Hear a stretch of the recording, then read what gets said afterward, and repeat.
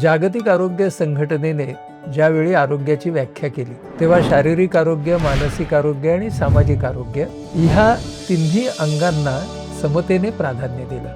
Mental health, emotional wellbeing ह्या संकल्पना आणि समाज ह्यांच्यामध्ये एक खूप मोठी दरी आहे. ही दरी अज्ञानाची आहे, गैरसमजुतींची आहे. ही दरी कमी करण्याचं काम गेली 36 वर्ष इन्स्टिट्यूट फॉर सायकोलॉजिकल हेल्थ अर्थात IPH बहुविध अशा उपक्रमांमधून, सेवांमधून आणि प्रकल्पांमधून करते आहे. आज आपल्या संस्थेचं काम हे ठाणं, पुणे आणि नाशिक अशा 3 शहरांच्या मधून होत आहे. या सगळ्याबरोबरच जनसामान्यांपर्यंत आणि जनमानसापर्यंत पोचता यावं यासाठी आपण आवाहन IPH हे आपलं मानसिक आरोग्याला वाहिलेलं YouTube चॅनेलही चालवतो आणि या चॅनेलमध्ये आपण वेगवेगळ्या कार्यक्रमांची निर्मिती करतो. यावर्षी आमच्या संस्थेला 36 वर्ष पूर्ण होत आहे. तर भावनिक आरोग्याचा संदेश हा महाराष्ट्रातल्या 36 जिल्ह्यांपर्यंत पोहोचवण्यासाठी आपण एक अनोखी अशी सायकल यात्रा काढूया.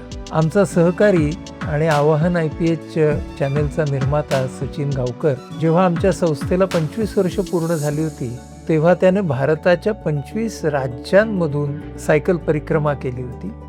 आता 36 वर्ष तर महाराष्ट्राचे 36 जिल्हे. पण त्यामध्ये मानसिक आरोग्य, भावनिक आरोग्य या संदर्भातल्या कोणत्या सोयी सुविधा आहेत, आज खास करून ग्रामीण महाराष्ट्राचे भावनिक आरोग्याच्या संदर्भातले प्रश्न काय आहेत, बदलता काळ, त्या काळानुसार येणारी आव्हानं ह्यांचा महाराष्ट्रातल्या नातेसंबंधांवरती काय परिणाम झालाय, कुटुंब व्यवस्थेवरती काय परिणाम झालाय, हा सारा अभ्यास सुद्धा या सायकल यात्रेच्या माध्यमातून करायचा आमचा मानस आहे. एका बाजूला अभ्यास आणि दुसऱ्या बाजूला नागरिकांपर्यंत आणि वेगवेगळ्या वयोगटांपर्यंत दृकश्राव्य असे कार्यक्रम घेऊन पोहोचणं असा हा सगळा कार्यक्रम असणार.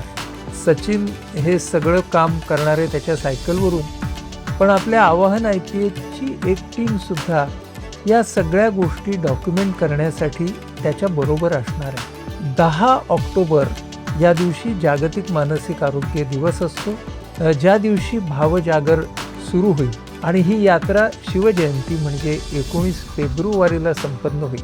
भावजागर, जागर हा जो शब्द आहे तो जागृती या शब्दाशी निगडित आहे. त्यामुळे जागर ह्याचा अर्थच असा की जे सुप्तावस्थेत असतं त्याला उठवण्यासाठी, जागृत बनवण्यासाठी केलेला हा ध्वनी आहे. भावजागर म्हणजे भावनिक आरोग्याचा जागर. भूदान या विनोबांच्या चळवळीला 75 वर्ष पूर्ण होत आहे. त्यांनी भूदानाची चळवळ देशभर केली आणि चालत केली. चालण्याच्या नंतरचा जवळीक साधणारा मार्ग आहे सायकल. त्यामुळे ही आपली भावजागरची सायकल यात्रा असणार आहे. जरूर सामील व्हा. भावजागर. आज आमच्या या प्रकल्पाच्या वतीनं तुम्हा सर्वांना एक आवाहन करायचं आहे की तुम्ही आमच्याशी संपर्क साधा.